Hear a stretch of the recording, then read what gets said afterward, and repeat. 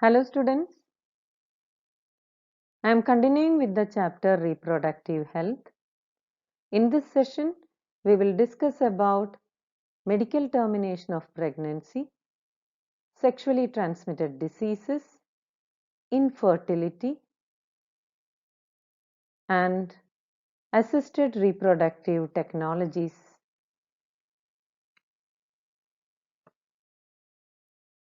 You might have heard about induced abortion.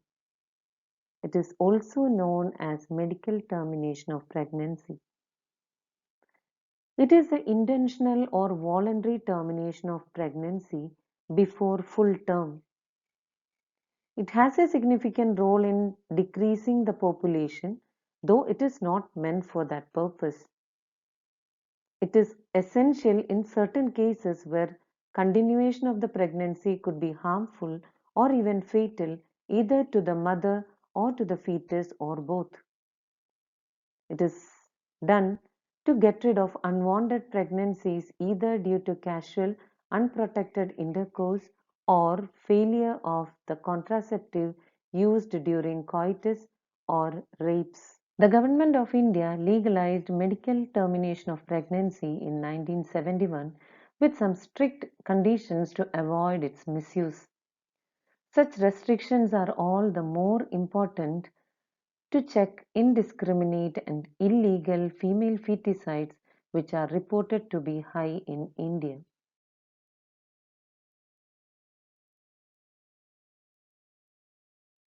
MTPs are considered relatively safe during the first trimester, that is up to 12 weeks of pregnancy.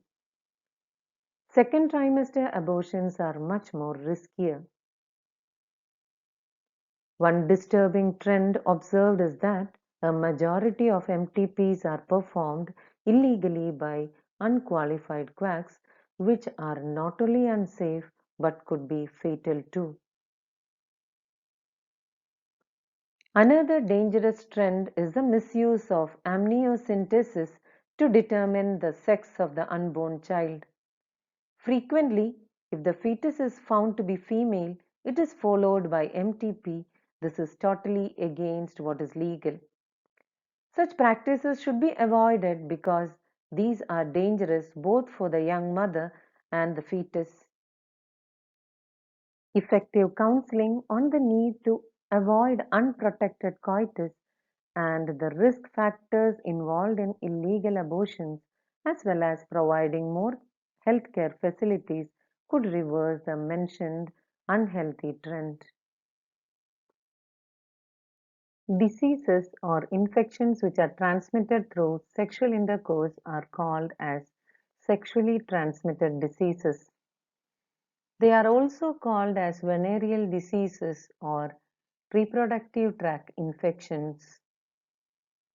Some of them are gonorrhea, syphilis, chlamydiasis, genital herpes, genital warts, trichomoniasis, hepatitis B, HIV leading to AIDS. Some of these infections like hepatitis B and HIV can also be transmitted by sharing of injection needles, surgical instruments, etc. with infected persons, transfusion of blood, or from an infected mother to the fetus too. Exceptions for hepatitis B, genital herpes, and HIV infections, other diseases are completely curable if detected early and treated properly. Early symptoms of most of these diseases are minor and include itching, fluid discharge, slight pain, swellings, etc. in the genital region. Infected females may often be asymptomatic and hence may remain undetected for long.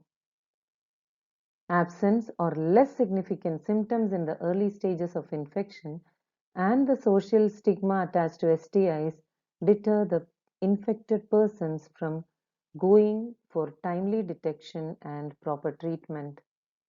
This could lead to complications later, which include pelvic inflammatory disease, abortions, stillbirths, ectopic pregnancies, infertilities, or even cancer of the reproductive tract.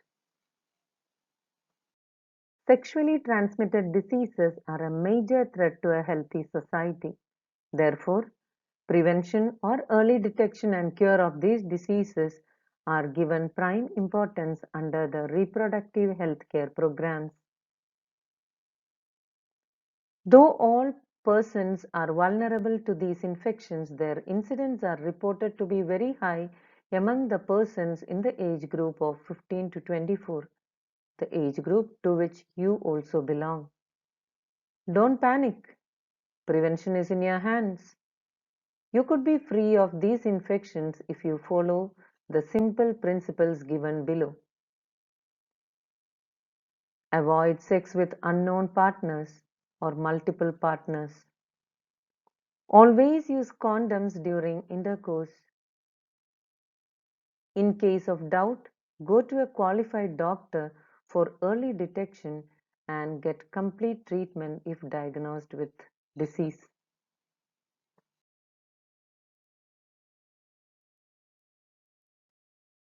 A large number of couples all over the world, including India, are infertile, that is, they are unable to produce children in spite of unprotected sexual cohabitation. The reasons for this could be many: physical, congenital, drugs, immunological, or even psychological. In India, often the female is blamed for the couple being childless, but more often than not, the problem lies in the male partner. Specialized healthcare units or infertility clinics could help in diagnosis and corrective treatment of some of these disorders and enable these couples to have children. However, where such corrections are not possible, couples could be assisted to have children through certain special techniques commonly known as assisted reproductive technology or ART. Let's learn about in vitro fertilization. In vitro fertilization is the fertilization that takes place outside the body in almost similar condition as that in the body. It is followed by embryo transfer. In this method, popularly known as test tube baby program, ova from the wife or the donor female and the sperms from the husband donor male are collected and are induced to form zygote under simulated conditions in the laboratory. The zygote or early embryos up to 8 blastomeres could be then transferred into the fallopian tube. This can be called as zygote intrafallopian transfer. The embryos with more than 8 blastomeres can be transferred into the uterus to complete its further development. This can be called as intrauterine transfer. Embryos formed by in vivo fertilization also could be used for such transfer to assist those females who cannot conceive. Let's see another technique used in vitro fertilization, that is gamete intrafallopian transfer. In this method, females who cannot produce ovum but can provide suitable conditions for the fertilization of ovum and further development are provided with ovum from a donor.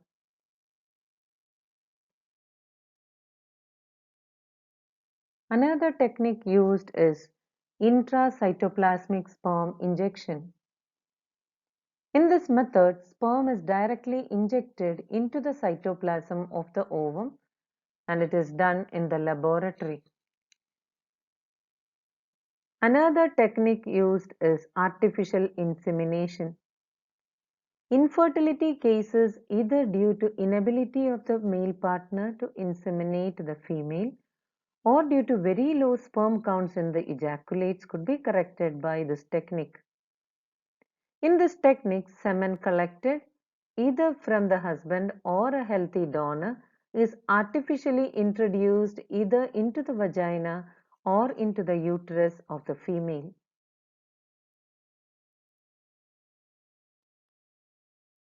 Though options are many, all these techniques require extremely high precision handling by specialized professionals and expensive instrumentation.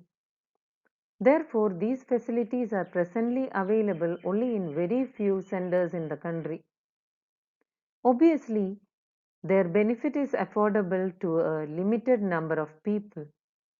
Emotional, religious, and social factors are also deterrents in the adoption of these methods. Since the ultimate aim of all these procedures is to have children, in India we have so many orphaned and destitute children who would probably not survive till maturity unless taken care of.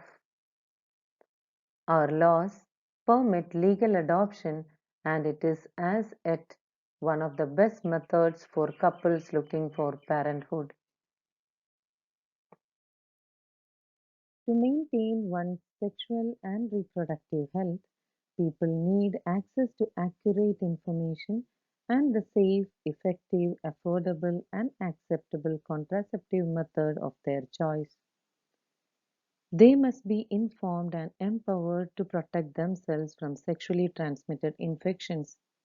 And when they decide to have children, women must have access to services that help them have a fit pregnancy, safe delivery, and healthy baby.